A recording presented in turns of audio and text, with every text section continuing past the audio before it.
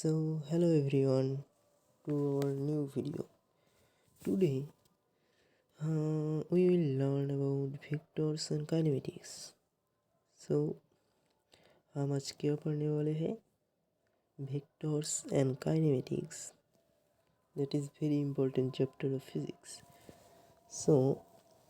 हम इस वीडियो में क्या करेंगे? पहले हम इस जो इंग्लिश सेंटेंस है इसको पढ़ेंगे एंड मैं तुम सबको समझने की कोशिश करूँगा and some amazing visualisation animation and great resource वहाँ से लेके हम तुमको बेस्ट जो कॉन्सेप्ट दे सकते हैं देने की कोशिश करूँगा. ओके, तो स्टार्ट करते हैं. Introduction. Mechanics is at the heart of physics. तो ये लाइन का मतलब क्या हुआ है?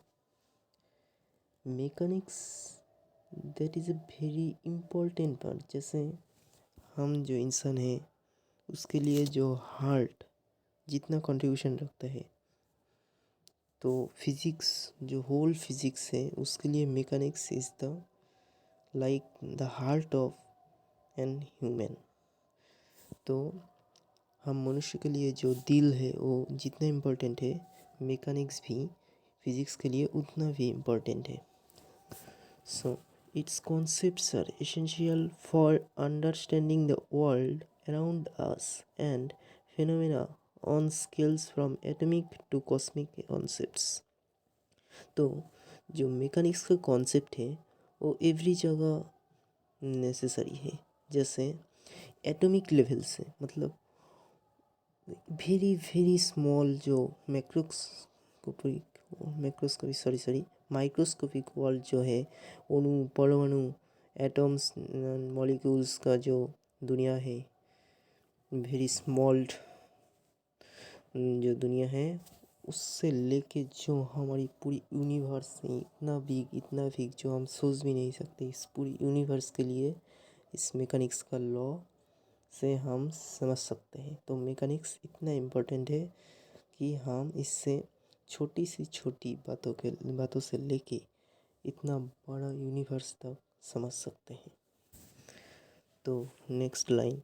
Concepts such as momentum, angular momentum and energy play roles in practically every area of physics.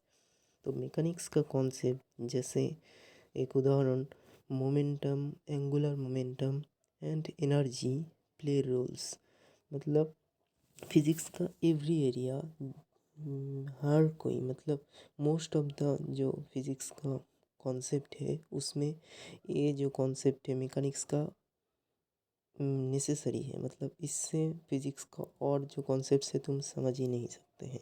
Momentum, angular momentum, energy, ये बेसिक जो अंडरस्टैंडिंग है, बेसिक जो थिंग है फिज़िक्स का, वो ये कॉन्सेप्ट है. ऐसे और भी मैकेनिक्स का कॉन्सेप्ट है जो होल फिज़िक्स के लिए बहुत ही ज़्यादा इम्पोर्टेंट है.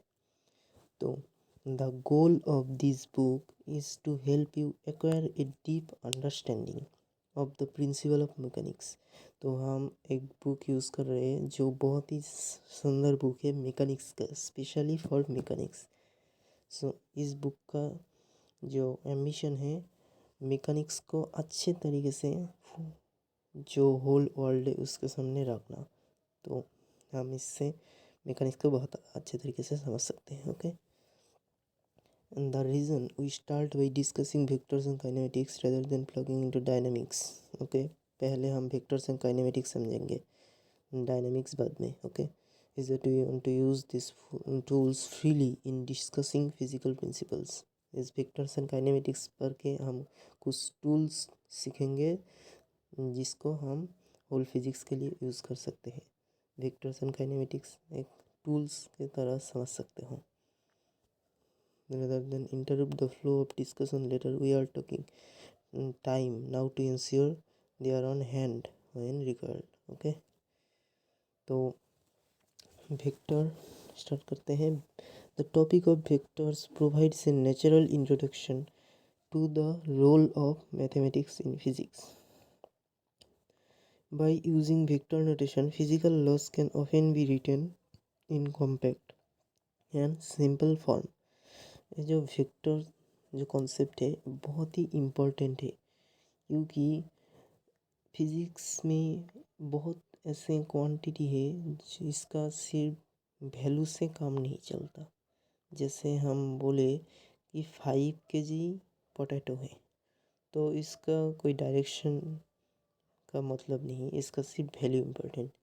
और अगर हम बोले कि तुम्हारा जो स्कूल है वो तुम्हारा होम से 5 किलोमीटर दूर है एंड नॉर्थ डायरेक्शन में, तो अगर हम डायरेक्शन नहीं बोलते तो तुम सही जो एक्यूरेसी एंड प्रिसाइसली तुम्हारा स्कूल का लोकेशन पता नहीं कर पाते। 5 किलोमीटर अगर मैं बोल देता तो तुम्हारा होम से किस डायरेक्शन में 5 किलोमीटर जाओगे ये तुमको नहीं पता था। तो इसीलिए बहुत सारी क्वांटिटी को डायरेक्शन भी बहुत ज़रूरी है। तो अभी जो हम बोले 5 किलोमीटर नॉर्थ, ये एक क्वांटिटी है जिसका नाम डिस्प्लेसमेंट है, यानी क्षरण। ये हम बाद में पढ़ेंगे, अभी एग्जांपल दिया। ओके, तो modern vector notation was invented by A physicist Willard Gibbs. तो विलियर्ड गिब्स एक फिजिसिस्ट थे, वो मॉडर्न वेक्टर की जो नोटेशन कॉन्सेप्ट है वो लेकर आया ऑफ वाले यूनिवर्सिटी। वाले यूनिवर्सिटी अमेरिका में एक यूनिवर्सिटी है, तो उसका ही प्रोफेसर थे Willard Gibbs. Primarily to simplify the appearance of equations. For example, here is how Newton's second law appears in 19th century notation. तो हम देख सकते हैं 19th सेंचुरी में इसीलिए बोला क्योंकि तब वेक्टर शायद डिस्कवर नहीं हुआ। तब हम कैसे लिखते थे, F X equal to M A X, मतलब एक्स डायरेक्शन में जो हम पढ़ते हैं X Y Z Cartesian system है, उसके जो एक्स एक्सिस के डायरेक्शन में एफ एक्स है वो एम ए एक्स के बराबर होता है, एफ वाई होता है M A Y and F Z होता है एम ए जेड। इसका मतलब जब वेक्टर का कॉन्सेप्ट नहीं था तब हमको अलग अलग डायरेक्शन में अलग अलग इक्वेशन को यूज़ करना पड़ता था। और जब हम वेक्टर पढ़ेंगे, अब तुम्हें समझ उतने अच्छे से नहीं आ रहा होगा, मैं समझ सकता हूँ, लेकिन जब हम धीरे धीरे और आगे बढ़ेंगे तब तुम्हें और क्लियर हो जाएगा इस वेक्टर के बारे में। एक्स कार्टेशियन कोऑर्डिनेट का जो X axis Y axis Z axis, ये और अच्छे से समझ आएगा धीरे धीरे। और हम एक और भी सेशन लेंगे जो वेक्टर एंड काइनेमेटिक्स का, वो होंगे जो प्रेजेंटेशन एंड सम हाथ से हम लिखेंगे।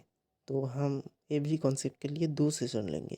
पहले हम कोई रिसर्च से जैसे इसको पढ़ रहे हैं ऐसे एक सेशन लेंगे, और उसके बाद सेम कॉन्सेप्ट के ऊपर हम एक खुद से मैं पेन से लिखूँगा, तुमको समझाऊँगा। तो ऐसे बहुत अच्छे से तुमको क्लियर हो जाएगा। पहले तुम पढ़ लेंगे तो थोड़ा थोड़ा आइडिया हो जाएगा, उसके बाद मैं तुमको पेन से समझाऊँगा तो और अच्छे से समझ आएगा। ओके, तो in vector notation one simplify writes F is equal to M A. तो जब हम वेक्टर करेंगे तो एक्स वाई जेड के अलावा हम एक साथ लिख सकते हैं F is equal to M A, मतलब ऊपर वेक्टर चिन्ह जो साइन है वो नहीं दिया हुआ है, उसका भी यूज़ करना पड़ेगा। where the bold face symbols F and A stand for vectors. Okay, तो बोल्ड एफ एंड बोल्ड ए दिया हुआ है, तो वेक्टर साइन इसीलिए नहीं दिया। एफ का जो कैपिटल लेटर है ना वो देखो थोड़ा बोल्ड है, और एम का बोल्ड नहीं है, एंड ए भी बोल्ड है क्योंकि ए भी एक वेक्टर क्वांटिटी है, एफ भी एक वेक्टर क्वांटिटी है। फोर्स एंड एक्सीलरेशन एंड जो मास है वो वेक्टर क्वांटिटी नहीं है। जैसे हम बोला 5 kg पोटैटो, इसका कोई डायरेक्शन की ज़रूरत नहीं है, सिर्फ मैग्नीट्यूड का ज़रूरत है। Our principal motivation for introducing vectors is to simplify the form of equations. However, as well, we shall see in chapter 14, vectors have a much deeper significance. Vectors are closely related to the fundamental ideas of symmetry, and their use can lead to valuable insights into the possible form of unknown laws. So, as इस पर्यंत ही रखते हैं and close करते हैं। Next जो video होगा उसमें हम और अच्छे से डिटेल में एक्सप्लेशन एंड मैं खुद से लिखूँगा ये सारे कॉन्सेप्ट को एंड तुमको समझाऊँगा। ओके, और सम एनिमेशंस भी दिखाने की कोशिश करूँगा प्रेजेंटेशन में। ओके, तो कैसा लगा कमेंट में बताइएगा, और कैसे हम और इम्प्रूव कर सकते हैं ये भी बताइएगा, क्योंकि थोड़ा गलती भी हो सकते हैं। आपको समझने में दिक्कत आ रही होगी, सब कमेंट सेक्शन में बताइएगा। ओके, तो ये मेरा फर्स्ट वीडियो है, तो क्षमा कर देना, सॉरी कोई अगर गलती हो तो। थैंक यू एवरीवन, एंड अगर पसंद आए तो लाइक कर देना।